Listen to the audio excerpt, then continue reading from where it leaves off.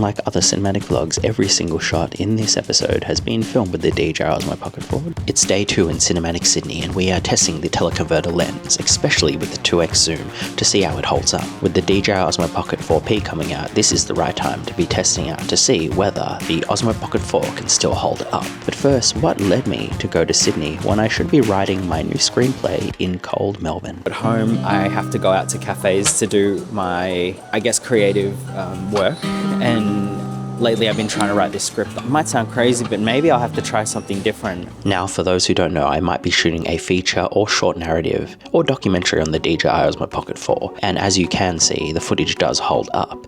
Look at the way that this camera captures everything. Now, this is without the teleconverter lens, just normal. Double-decker bus, double-decker train. But we are heading towards the seaside to test this camera. The good thing about the DJI Osmo Pocket 4 is you can whip it out and film under any circumstances, and I think it holds up. However, the teleconverter lens is coming out very soon, and when you put it on, you can see the flare instantly. Now, there is a bit of distortion in the background, as you can see. Ulanzi Teleconverter lens test. I'm gonna change it to 1.5 zoom.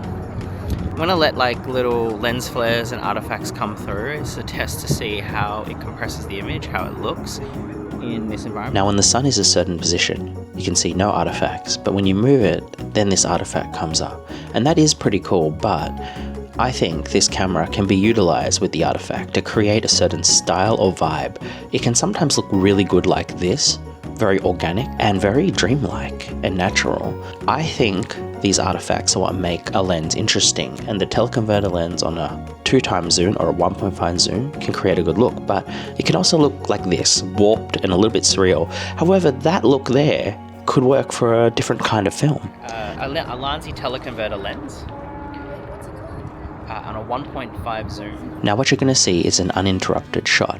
Now, a lot of cinematic vlogs that show the DJI Osmo Pocket 4 and lenses of different sorts actually use a lot of cutting, and therefore you don't get to see what it looks like in its full use. So here we are, you're seeing it in a uninterrupted shot, how it looks when it moves into different positions. For example, how that flare just appeared, how it disappeared.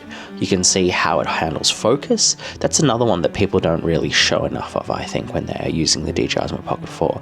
They don't show it in a long uninterrupted shot because they've edited around where it goes in and out of focus. But with this today, you can literally see how it looks. And on the teleconverter, does the teleconverter change how the focus looks? With this artifact, does the artifact become a focal point?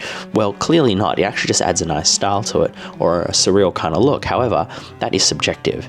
And right now you can see we're actually in focus on the subject, even though people are in the background. So it isn't jumping in and out of focus, even though we are, well, there you go. It focuses it on the background on the right point and then back in. And the focal point is very narrow. You can even see the glasses are in focus for a second there on the corner there. But then, of course, as it is autofocus on a tiny pocket camera, it has limitations. But I think the way that other people have used this with very clever editing to edit around any mistakes or artifacts or things they don't like, well, that's what they do, and that's how they make the image look so cinematic. But I can show you in a long take right now, this actually holds up, and I like this artifact. In fact, for some shots, this artifact would look really cool. I was recently just watching Disclosure Day by Steven Spielberg, and that is not this kind of flare. That is using anamorphic lenses for a certain type of flare, and I use the anamorphic lens for flare. But I think that flares and artifacts can be used to enhance your style, not take away from your style. Okay, now can you cross this way? And through. Cool. I think I hit it. I think I hit the focal point. Come to the middle here and just stop, okay? Yeah. Alright. I am not sure if this like focused on your face or not, or was going in and out of focus. Like, I have no idea, but there was so many people passing, but it's a good. As you can see, people in the background, and it is not focusing on them. We are doing more uninterrupted shots just to show you how this holds up. And as we go from one side to the other, the moment the sun is facing the camera, that's when you get that artifact. And that's cool. But as you can see, that shallow bokeh, that depth of field, it's making me wonder whether the 4P's bokeh is actually going to be anything like this, or if it's going to be even more out of focus, because On a 1.5 or a 2x zoom, without the degrading quality in a teleconverter lens, I mean, look how narrow that focal field is. Look at that. We're focused right in on what she sees in the glass's reflection, and that has its own look too. However, I was monitoring off a tiny screen. Take off the lens though, the Osmo Pocket 4 looks like this. In great lighting, this is how it looks. And this shot right here, for example, I think this is a beautiful shot. It holds up, and it's a certain kind of look, a dreamlike look. And I want my documentary to be shot in harsh sunlight, like All About Lily Shoo Shoo, and have this very digital feel, as it's a film about digital and memories. On the other episode, I did use a little bit more of D-Log, and then I had to grade it, and it took a lot of the fun out of doing this, so today we do get to see it normal. Another thing this is really good for are these kind of shots where we have one subject. For example, we are focused on our main subject by the body of water, and as they walk out of frame, it changes focus to the passing ship. That is really cool for a pocket camera.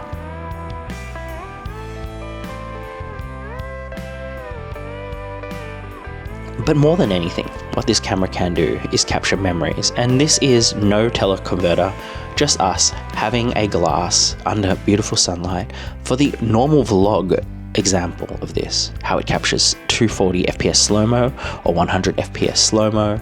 I've used a mix of different slow-mos here, and we have the cup coming down, we have shadows in the background, we have these glistening drinks, we have the blue sky, the blue sea, and the birds flying in slow-mo. And this is how we can capture memories day to day, vlogging. As you can see, Sydney was a tasteful treat for me, a very enjoyable time.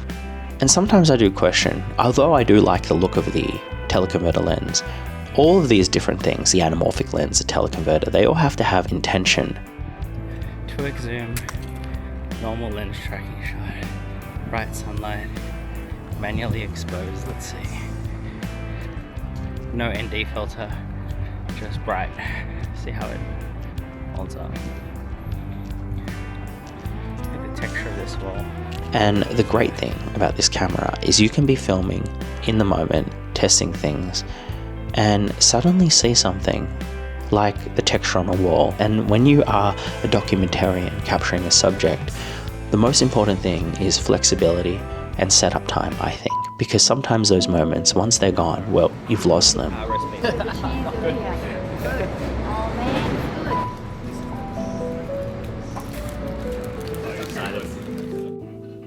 And so I'll leave with this moment, just a cozy meal, 2 people. And although this isn't that high art documentary that I want to make, these moments here, the moments that you capture a meal, the moments you enjoy living, you can film high quality production, but also at the same time, be in the moment and enjoy your life without the hassle. Filming, we just want to enjoy it. Food for thought.